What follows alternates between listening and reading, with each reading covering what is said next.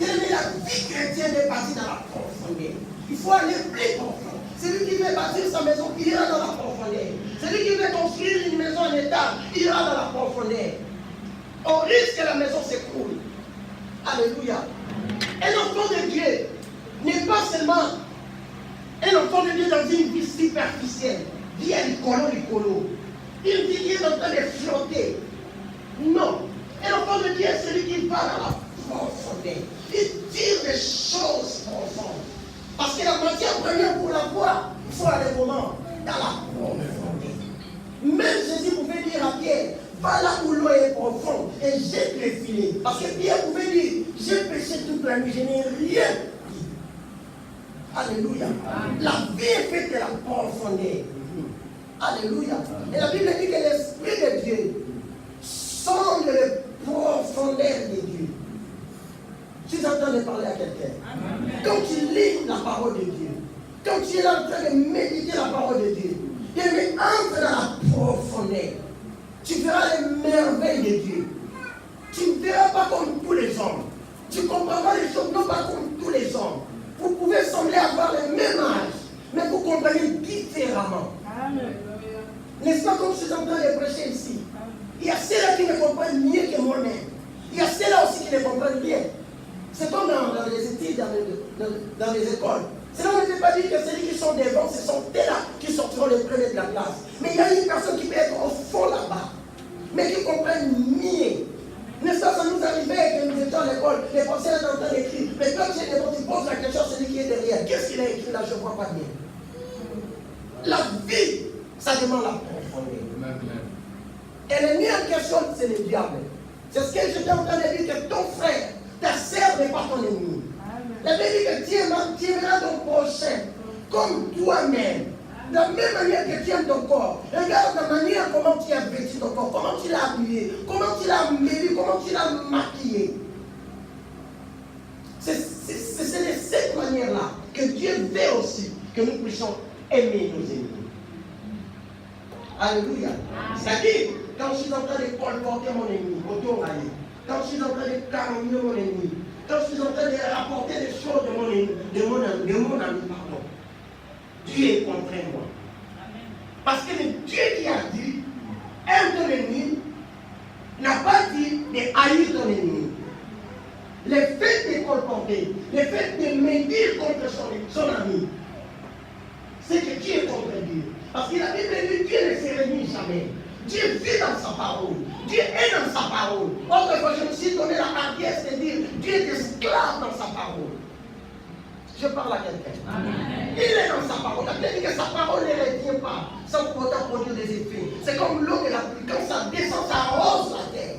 Afin qu'il y ait l'évaporation. Je parle à quelqu'un. Je disais que Dieu est dans sa parole.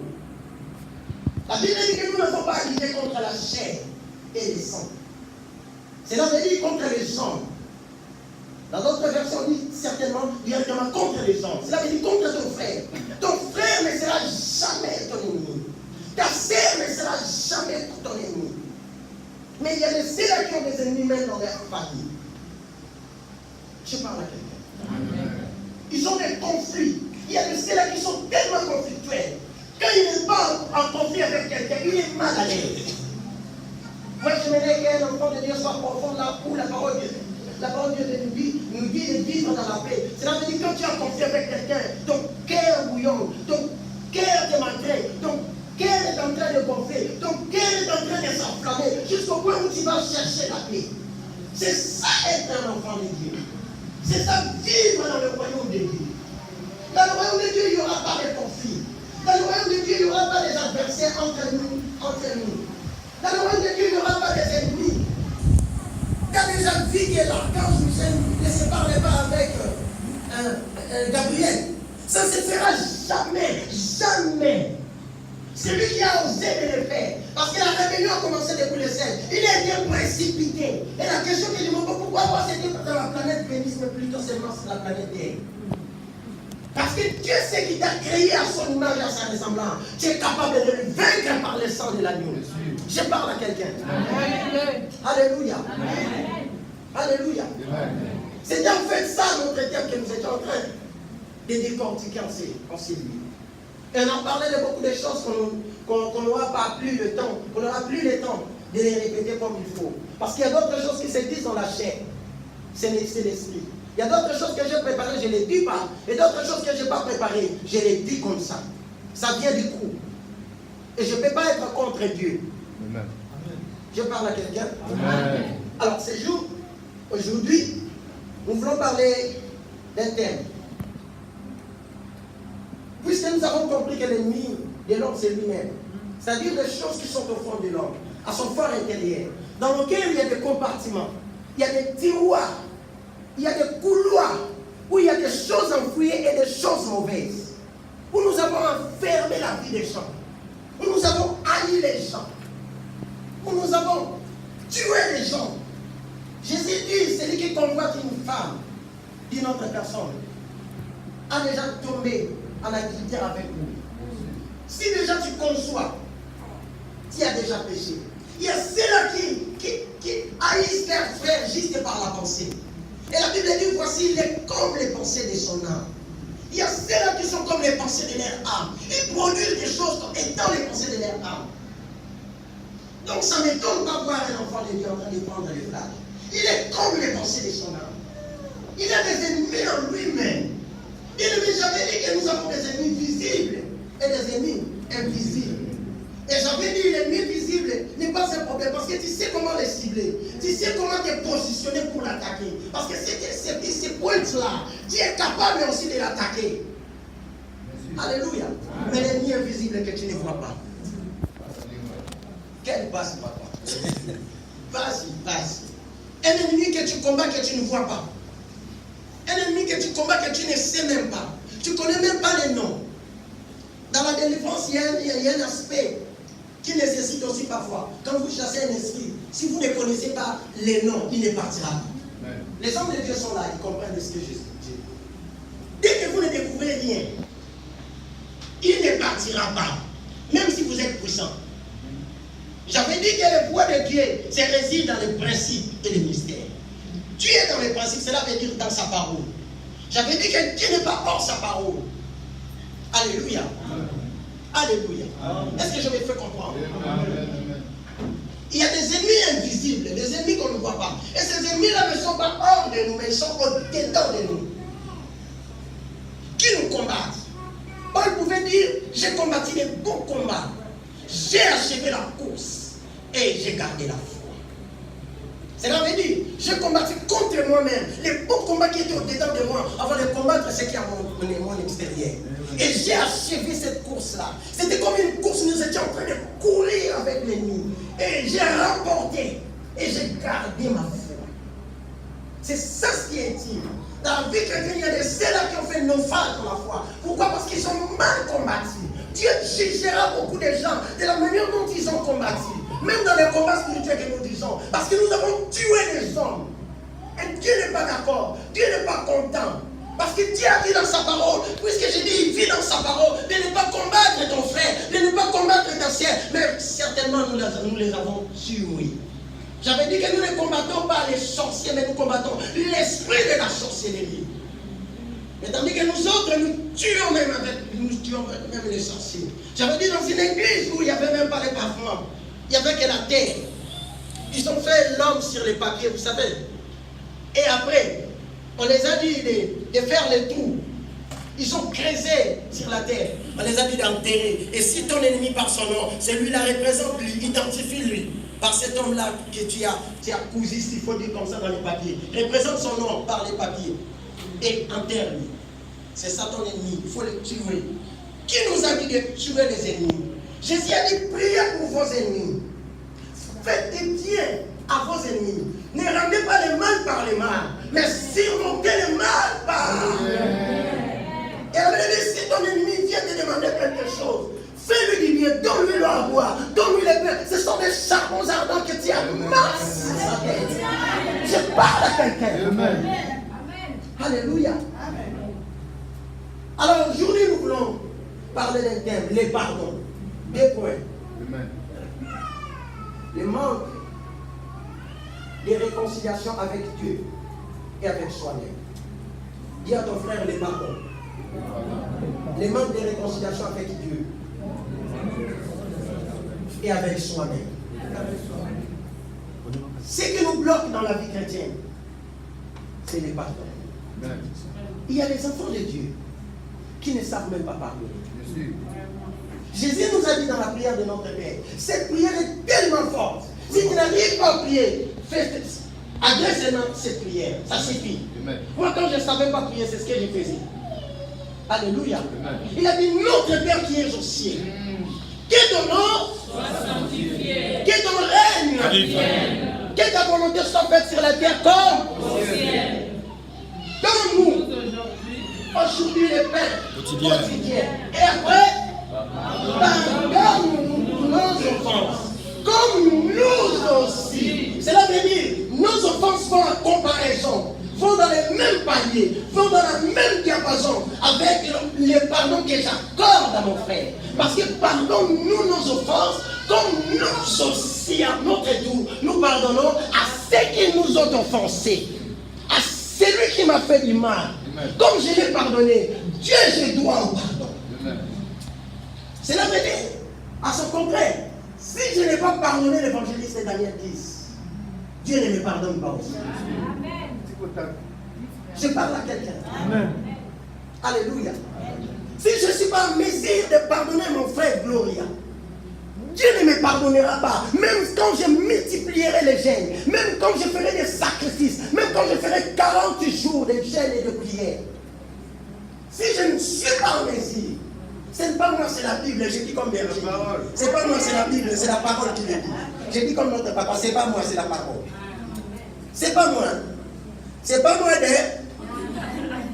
Même quand je ferai des jeûnes, même quand je ferai des aumônes, comme Corneille, parce que Dieu a envoyé l'ange en disant que des aumônes, des prières ont été exaucées. Mais même quand je multiplierai des aumônes, même quand je multiplierai des actions de grâce, même si j'achèterai pour l'église une maison, une voiture, même si je construirai un hôpital pour l'église, même quand je ferai un orphelinat, les hommes de vieillards, si le pardon n'est pas mon allié, si le pardon n'est pas mon ami, Amen. Dieu ne sera jamais d'accord à toutes les prières à Dieu. Si Daniel était contre ses ennemis en Babylone, ses prières n'auraient pas atteint. Parce que la Bible dit que le roi de Perse s'est dressé. Cela veut dire lui-même le diable. Il s'est dressé contre la prière de Daniel. Et l'ange est resté là pendant 21 jours. Tandis que le jour où Daniel a commencé de prier, Dieu l'avait déjà exaucé, il avait donné une bonne réponse. Mais parce que son cœur n'avait pas de problème avec ses ennemis, coûte que coûte, l'ange était parvenu jusqu'à Daniel. Jésus a dit, le prince de ce monde vient, mais je sais qu'il n'a rien à réclamer contre moi. Et il continue à dire, qui me convaincra du péché? Je te pose la question. Qui te convaincra du péché? D'ailleurs, comme je suis en train de parler, il y a laissé là déjà, où les péchés, ça revient, ça sort déjà sur les images. Toi-même, entre dedans de toi, tu as dit que là, ton cœur te condamne. Dieu aussi te condamne. Ces jours-ci, Jésus n'est pas venu pour condamner, mais il est venu pour faire la grâce. Je parle à quelqu'un. La grâce est disponible pour ceux-là qui sont flexibles, qui ouvrent leur cœur, qui se laissent penser là où Dieu est. Nous voulons parler de ce thème, les pardons, les manques, les réconciliations avec Dieu et avec soi-même et avec toi-même. Alors, sur ce, nous allons lire des textes. Ésaïe, en Genèse, chapitre 27. Verset 41 à 45. Après, nous lirons Genèse, chapitre 33, premier verset jusqu'au premier verset. Papa, vous pouvez m'aider? Genèse, chapitre 27, verset 41 à 45. Il y a bien d'autres qui prennent Genèse, chapitre 33, du premier verset jusqu'au 11e verset. Genèse, chapitre 27, verset 41 à 45. Je lis au nom de Jésus. S'il vous plaît. Pardon?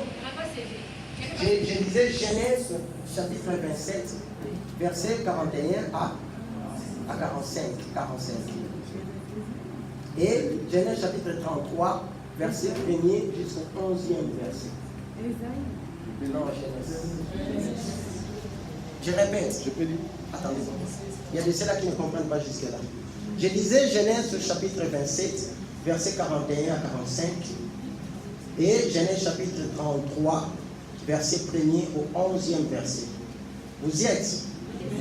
Alors, nous commençons par Genèse chapitre 27. Je lis au nom de Jésus. Amen. Ésaü concit de la haine Esaü ayoki Ekolina. contre Jacob. Quand on dit concis, quand on dit une femme a concis, cela veut dire Azumokuma. N'est-ce pas? Esaü Azuikana, Azuikoina. Et Dieu le dit contre qui?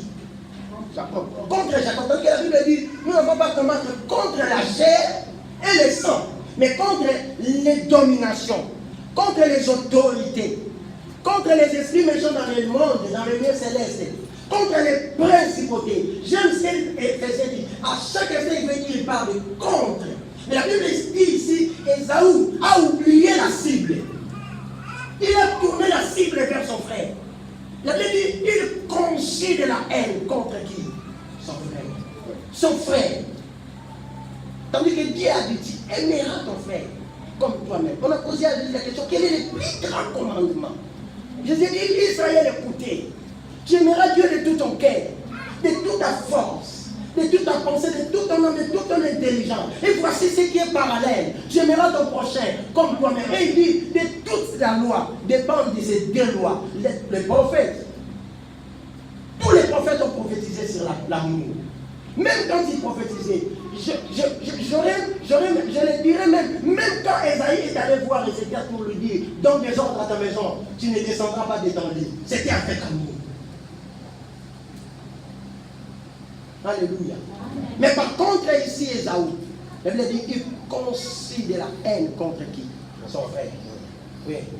Et quel frère? Jacob. À cause de la bénédiction dont son père l'avait béni. À cause de quoi? Bénédiction. Ah, est-ce que j'ai parlé à une bonne église? Amen. À cause de quoi? C'est qui tue les enfants de Dieu. C'est qui tue l'église. C'est la bénédiction. Amen, amen, amen.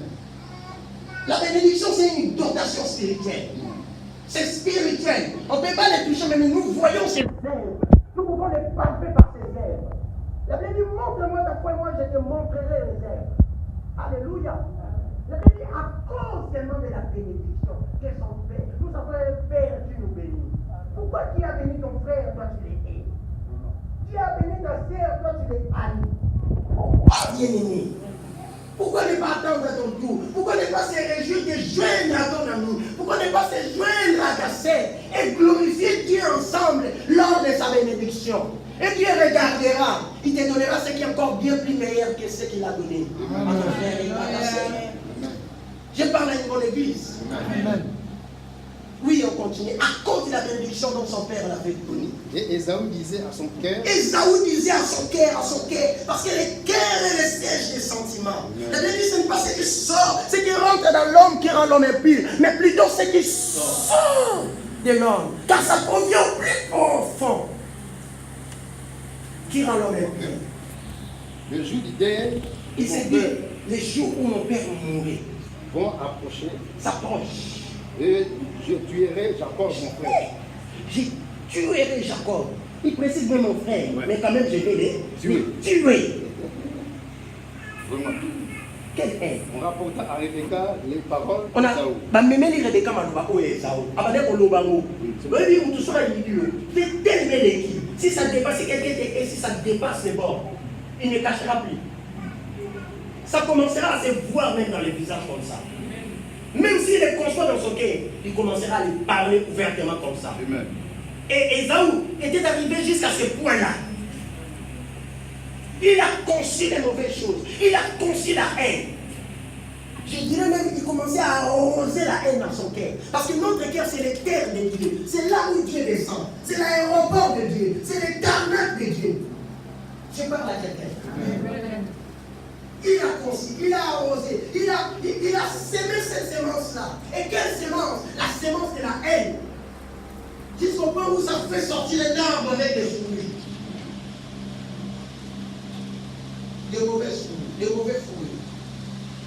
Et il ne s'arrête pas là. Il commence à les divulguer. Il commence à les dire ouvertement, à les publier. Les jours où mon père mourra. J'ai tué. Moi, les amis, j'ai tué mon frère.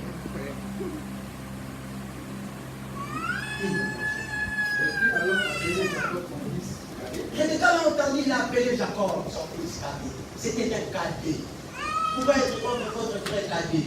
Moi, je suis le cadet de ma famille. Je dis comment mon frère a commis Aïe parce qu'on vient de je sais de quoi je parle. Et souvent, surtout dans des familles où il y a un seul père avec 3 mamans, 4 mamans. Vous qui n'avez pas encore conçu, vous qui ne se sont pas encore mariés, faites attention bien aimés avec votre destinée. Il y a certains parents qui ont fait erreur. Voyez ce que nous connaissons aujourd'hui. À cause des erreurs d'Abraham. Aujourd'hui, nous avons les Ismaélites. Vous comprenez de quoi je parle?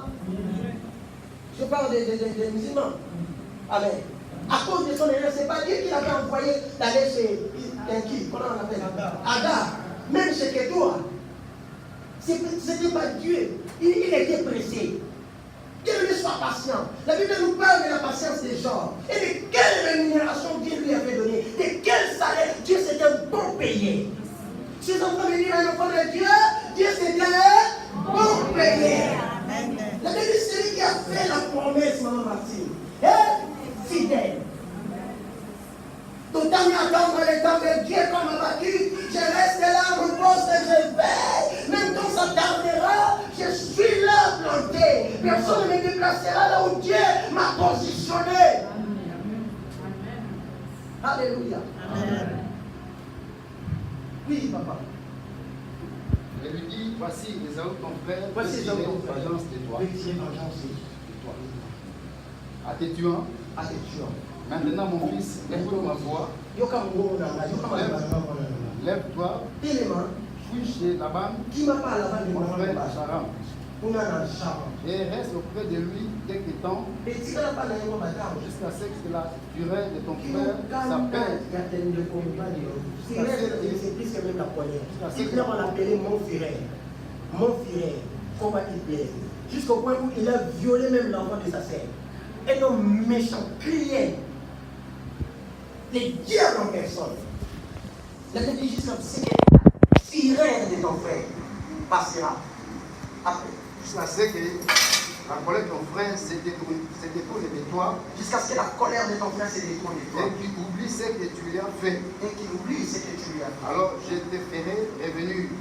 Pourquoi serais privé de vous 2 années, même jour? Alors je te ferai revenir et pourquoi serais-je privé de vous en un même jour? Pour les jours où tu iras ton frère parce que ton père est déjà mort, alors tu as la possibilité parce que tu crains papa, mais tu ne crains pas Dieu. Il y a ceux-là qui craignent le passé, mais qui ne craignent pas Dieu. Il y a ceux-là qui craignent leur papa, mais qui ne craignent pas Dieu. Il y a ceux-là qui craignent leur maman, qui ne craignent pas Dieu. Il y a ceux-là qui craignent la police, mais qui ne craignent pas Dieu. Il y a ceux-là qui craignent les autorités, mais qui ne craignent pas Dieu. Tu crains que la police va t'arrêter quand tu achètes les flags. Mais alors Dieu qui te regarde.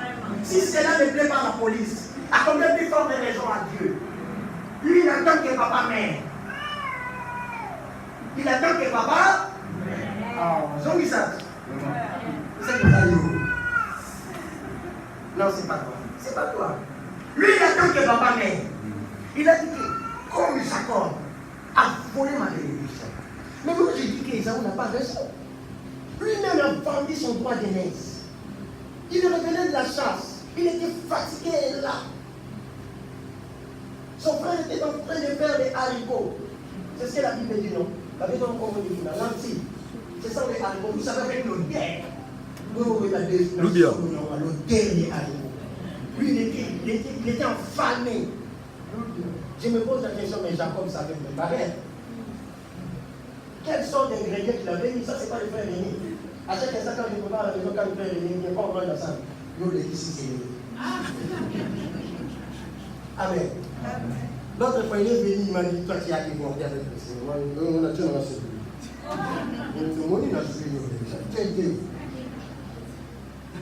lui, il connaît même aussi. Ah, il est qui? C'est un bon cuisinier. Amen. Mais il y a des ceux qui ne sont même pas préparés, mais tu veux le mariage. Qu'est-ce que tu vas faire là-bas? Les hommes.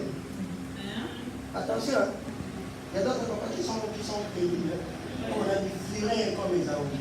Ils donnera des coups. Hein? Je ferme la parenthèse. Amen. La Bible dit que Jacob, son frère, est préparé. Esaü est revenu de la chasse, il n'a rien pris. Il avait une faim terrible. Au point où il a demandé à son frère a refusé. Je ne sais pas comment il vivait. Hein. Il y a des ceux qui vivent comme ça. C'est que toi, tu y as, c'est pour toi. Mais la Bible dit que l'église primitive mettait tout en commun. La fraction du pain, il y avait la fraction du pain. On partageait les biens entre frères et frères. Et il y avait même un homme qu'on appelle homme de l'exhortation, jusqu'au point où il a vendu sa parcelle. Il est venu déposer ce qu'il avait reçu au pied des apôtres. Alléluia. Amen. Ananias et Saphira ont osé faire maison retranchée. Les Saint-Esprit les a tués. Parce que l'église était assise dans l'amour. Mais je ne sais pas comment Jacob les a oubliés. Donc ce qui est à toi, c'est pour toi. De telles choses, nous ne les pas dans la retraite. Tu viens avec ton lait, tu le mets à côté, toi-même tu bois le lait, et les autres ils boivent le lait seulement sans lait. Ce n'est pas bien aimé. Il faut savoir partager. C'est ce que j'étais en train de dire au cours de la semaine. Je connais une sœur. Elle brille quelque part. S'il faut dire l'église de combat, vous avez problème. Elle partageait une même chambre avec une sœur. Actuellement, elle est en Europe, la sœur. La sœur me regarde, elle m'a dit, tu vois la sœur ici, elle est trop méchante. J'ai pris justement seulement son parfum. J'ai aspergé sur moi. Elle m'a dit d'acheter un autre parfum. Les réalités, ce ne sont pas l'église. Les vraies réalités, les vrais nous, ce sont dans nos maisons. Là où nous vivons. Amen. Là, c'est nous. Alléluia. Amen. Je disais que les enfants de Dieu sont parfois hypocrites. Alléluia. Les fils de ténèbres, parfois, ils ne se cachent pas. Actuellement, là, les diables ne se cachent plus. Moi, j'ai déjà laissé l'important en train de faire le manger. Les diables ne se cachent plus. Mais les enfants de Dieu sont des hypocrites. Voyez, Nicodème. Il ne voulait pas que les gens le voient. Parce qu'il était docteur de la loi. Avec toute cette connaissance, on a dit que la connaissance entre l'orgueil. Avec toute cette connaissance, il est venu la nuit. Mais pourquoi ne pas venir aussi pendant la journée? Si les gens te voient, qu'est-ce qu'ils feront? Parce qu'ils craignent les humiliations. Ils sont pas là. Ah, tu vois, mon âme, moi qui prêche ta parole. Je parle à quelqu'un. Amen. Je me pose la question, comment Jacob les a oubliés? Jusqu'au point où il a refusé à son frère la nourriture. Il lui a dit, vends-moi ton droit de messe. Ah! Bien aimé, je connais une famille. Il y avait une sœur qui avait beaucoup de maris. Et ça faisait en sorte qu'il y avait beaucoup de concubines. Ça faisait en sorte qu'il achetait tellement de garder. Et il avait des sœurs cousines comme ça. Et celle-là n'avait pas d'amis. Et si elles veulent sortir pour aller se rencontrer avec leurs maîtres, ils venaient demander des habits chez la sœur. Mais avant qu'elle donne, vous devez lui donner votre repas. C'est que quand ils sont mangés le soir, je le vois. Il y a des personnes comme ça, même en église. Ton frère manque, mais tu es là en train de les calomnier. Alléluia. Au lieu de lui donner, il y a certaines critiques qu'on fait. Tu donnes d'abord après tu critiques. Mais toi, tu n'as rien donné, mais tu veux les critiquer. Tu sais comment je vis, tu sais comment a été passée ma nuit, tu sais ce que j'en dis, tu sais comment je vis. Tu connais ma vie, tu sais où je suis venu, tu sais de quelle famille je suis sorti. Est-ce que tu connais le combat spirituel? Tu connais comment les dieux me combattent? Alléluia. Alléluia. Amen. Il a vendu les haricots à son frère au prix du droit d'aînesse. Et son frère l'a donné par erreur. Et c'était une erreur monumentale. Une erreur grave. Et Dieu l'avait écouté.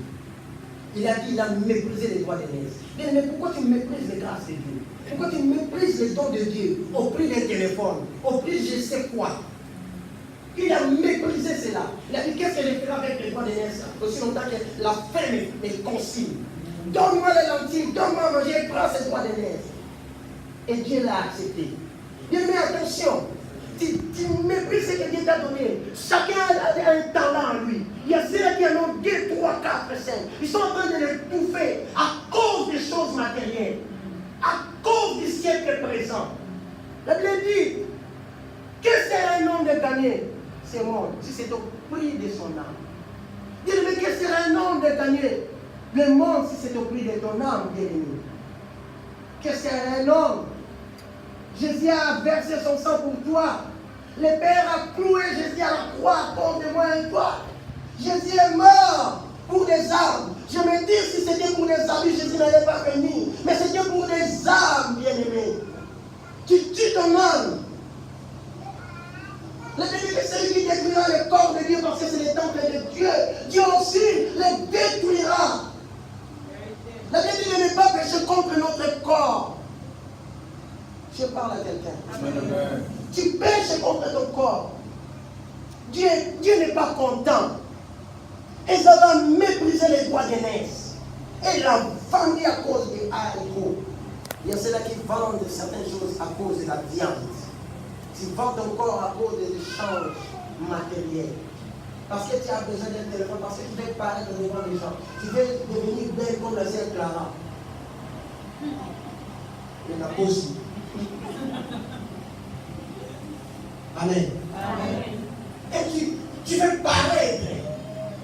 Il y a le temps d'être humilié chez Dieu. Après un moment, il le relèvera. Amen. Alléluia. Amen. Pourquoi ne pouvez pas passer par les épreuves et attendre le temps de Dieu? Être là, être patient, être calme et serein et attendre le temps de Dieu. J'avais parlé sur la volonté parfaite et la volonté imparfaite. La volonté permissive. Où Dieu permet mais n'est pas d'accord. Dieu me permet de certaines choses, mais ce n'est pas vraiment le temps. Tu en subiras les conséquences. Mais si c'est ça, ça se fait dans la volonté parfaite de Dieu. Dans l'état accompli de Dieu. La bénédiction ira même jusqu'à la millième génération. Ce sont les à la millième génération. Pourquoi les enfants de Dieu ne sont pas bénis? Pourquoi leur bénédiction ne continue pas? Et il y a les ceux-là qui viennent qui disent Dieu m'a béni. Il faut vérifier tout ce que les gens disent là, Dieu m'a béni, Dieu m'a béni. Lorsque vous allez coucher avec le chien là-bas, et il y a l'église pour témoigner dire Dieu m'a béni. C'est parfait. Amen. Je parle à quelqu'un. Amen. Il a vendu. Et c'est ce que leur père voulait maintenant dire. Parce que la bénédiction allait du père, du fils et ainsi de suite. Et comme il aimait Esaü, tu peux être aimé chez les hommes. Mais si Dieu est contre toi, la bénédiction des hommes ne feront rien. Même quand un pasteur te bénit, c'est rien. Si Dieu n'est pas d'accord, ça ne sert à rien. Même qu'on multiplierait les hommes de Dieu, on a imposé, en imposant les mains sur toi. Tu te dis que j'ai tout réussi. Je te dis, personne ne voit comment la bénédiction sort de la main et entre. Personne ne sait. Nous mettons seulement la main par la foi. Personne ne sait. Je parle à quelqu'un. Je parle à quelqu'un. Personne ne te croit. Si Dieu est d'accord, même chez un fou, Dieu peut te parler. Je parle à quelqu'un. Les pères veulent bénir les hommes.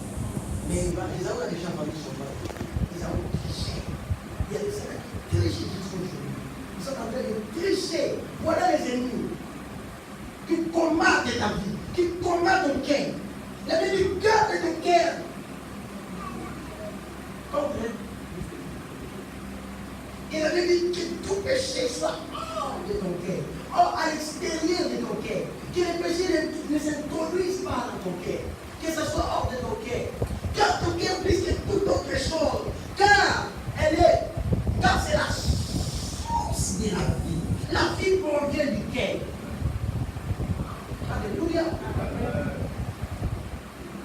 Ils ont bien péché. Son père l'envoie d'aller chasser les juifs. Et après quoi? Je vais manger. Et son père me dit, c'est pas moi, mais c'est mon nom qui est béni. Et maman a dit, en sachant que Dieu avait dit que c'est le petit détail qui s'est passé à l'homme. Il a perdu la bénédiction. Son père a dit, et après cela, les enfants continuent de venir, il avait perdu la bénédiction. Quand même, il est venu, son répandu, l'avait poussé, mais cela n'avait pas changé la volonté de son père. Alléluia. Ce qu'il avait donné, c'était ce qu'il avait donné à Jacob. Parce qu'il avait donné à Jacob la réussite, le blé de la terre. Et lui-même dans sa descendance, quand le blé a fini, Jacob ne manquait pas de blé. Parce qu'il s'est rendu comment? En Égypte, où il y avait des blés. Ce que Dieu te donne, ce que les hommes de Dieu déclarent chez toi, bien-aimé, ça arrivera. Ça ne manque pas. Ce que Dieu dit, ça ne manque pas. Quand le blé est fini, Jacob ne pouvait pas manquer le blé. Il s'est rendu en Égypte où il y avait son enfant qui était le maître du blé. Pourquoi que Dieu ne va pas? Mais il a manqué. Toutefois, il avait béni. Mais par sa force, par son âme.